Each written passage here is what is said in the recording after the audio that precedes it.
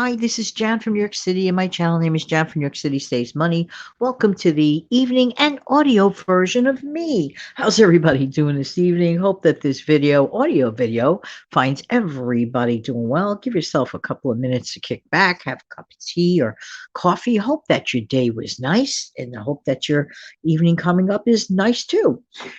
I'm going to talk to you tonight about some of my further cheap and frugal ways that work for me. And recently there was a video about that.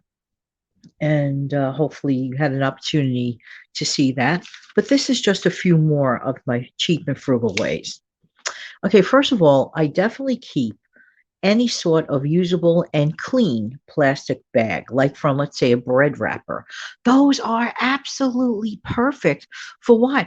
Wrapping sandwiches. I mean, after all, bread came in them, right? So keep them on the side in case you run out of your traditional sandwich bags and things of that nature. But that's one use. But I have found multiple uses for those bags. For example, perfect for wet garbage. If you have wet garbage, like a little bit, like small amounts, throw it in that before you just throw the wet garbage in your wet garbage bags, because this helps reduce the smell factor, the odor factor, keeps it at bay. So throw that wet garbage into those smaller bread bags that you kept for free because you paid for it already. Tie them up and just dump them in the garbage. And I'm sure that you have your own personal uses to decide what to do with those. So don't be too quick to get rid of any of those bags. Next, keep those wax bags from cereal. Oh my word. You know those wax bags that are on the inside interior of a cereal box? Holy smokes. Those are like really, really strong. You know what I personally like to do with it? Like, let's say I make a cookie crust with graham crackers and I want to crush my own graham crackers. I like to throw those cookies in there, break them up manually, and if you have a rolling pin, you just keep it in the bag and just take the rolling pin, just roll back and forth on top of it. It is a nice, easy way to keep the mess at bay. Hey, that rhymes. I didn't mean for it to rhyme, but it works. It really, really works. So those bags are practically indestructible. You could find your own good use for them. I'm telling you. Never ever, another thing, I don't ever throw away an overripe banana because number one, they do freeze well. You can just take it as it is, dark spots and all, blackened and all, just put them in the freezer. And you know what? That's my future banana bread. I'm telling you, it works out great. So never discard those. You know those Hormel deli type of deli slices that come in that great little plastic container? The Hormel, I think, or is it Hillshire Farm? Might even be both. They have like a pinkish reddish top to it. You could get them easily at the grocery store.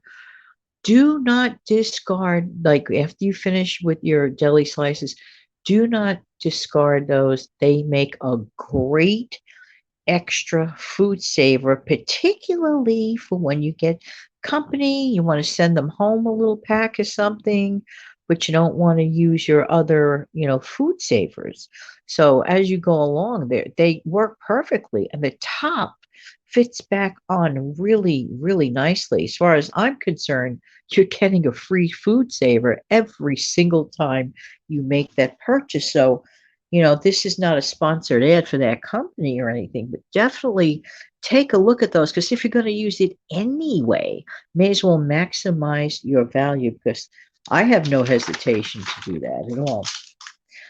I use baking soda and hydrogen peroxide to keep my teeth white. So right before I do my actual brushing with, like regular standard toothpaste, before that, I always like to do, first of all, I like to clean my toothbrush every time with hydrogen peroxide. Then after that, I put on a little bit of a paste made from baking soda and hydrogen peroxide. And I have an electric toothbrush. I'm going to talk about that in a future show. And I like to use that, and it really helps keep like coffee stains off and tea stains. It keeps it at bay. It really, really does the trick. Been doing that for many years. And then I will, proceed to regular brushing or regular flossing. Hey, To me, it's just that is an investment and keeps your teeth pretty clean looking. Next, getting back to apple or banana bread. Personally, me, I regard apple or banana breads or pumpkin breads, any of those homemade breads, including my oatmeal bread, as a literally as a treat. But I can tell you this, it is so cost effective. It is so much more, in my opinion, of a healthier option than all that extremely sugary sweet. I'm not, here's the thing in my case, just talking about me, I am not an extreme fan of extreme salty flavors, extreme sweet flavors. I like things to have like more of like a natural feel to it. I like to be able to taste the actual apple. I like to be able to taste, especially banana bread. Love banana walnut bread. Hello. How many out there like any of those breads I just mentioned? Or any other bread? You could add that to the comment section. Let me know. To me, that is such a treat. It's not difficult to make. You could do the pancake mix version. You can do the regular, normal version. Either way, it is like it doesn't break the bank, and you yield a lot. If you don't like it in the form of a loaf, you could do it in the muffin form. For me, the loaf is just so much easier because muffin pans can be a pain in the neck to clean, in my honest opinion. And I also don't feel like wasting money on those wrappers, those liners. I mean, if I have them, I have them, but I'm not going to go out of my way to buy those liners. See, there's the frugal and cheap part of me. Just saying, just saying. But also, like when you do the loaf, you can like get generously, I would say a good 6 to 7 generous slices. And if you're more conservative about it, you could probably get maybe 8 or 9 slices out of it. So to me, like let's say for lunch, I want a fast, easy lunch. I'll heat up some tomato soup. I'll slice up a piece of my homemade banana bread on the side. I am good to go. Easy peasy, happy, happy. Just saying, just saying. You could even do that for dinner. Just saying. Now, paper towels. As you know, I buy my paper towels. Sometimes I use paper towels as napkins instead of going out and buying some If it's just me, I mean, I'm not worried about the fancy factor. If I want to use regular napkins for company, I'll use regular napkins for company. But for myself, I mean, what I mean, who cares? Who am I impressing? Me? So I could not reuse. I can use a brand new, clean piece of paper towel, especially always get the selector size or whatever size you call it, pick a size, the smaller version of it. And what you could do is just like basically rip that piece off, fold it as if you're using a napkin, and it does the same trick. So you're getting another additional use out of your paper towels. So it helps me.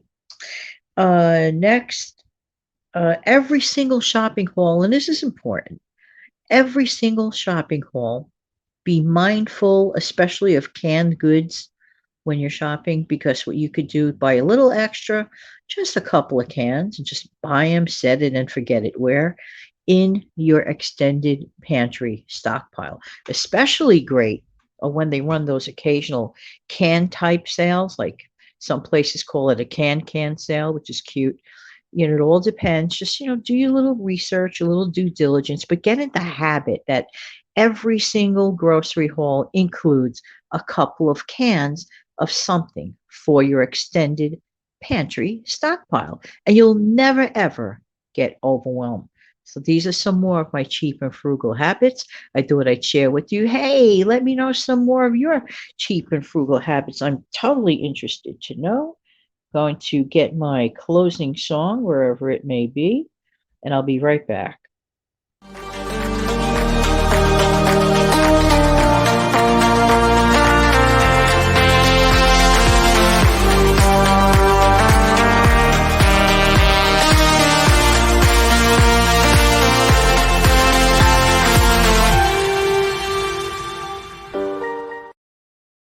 Have an amazing, fantastic remainder of your evening. See you tomorrow morning. Good night.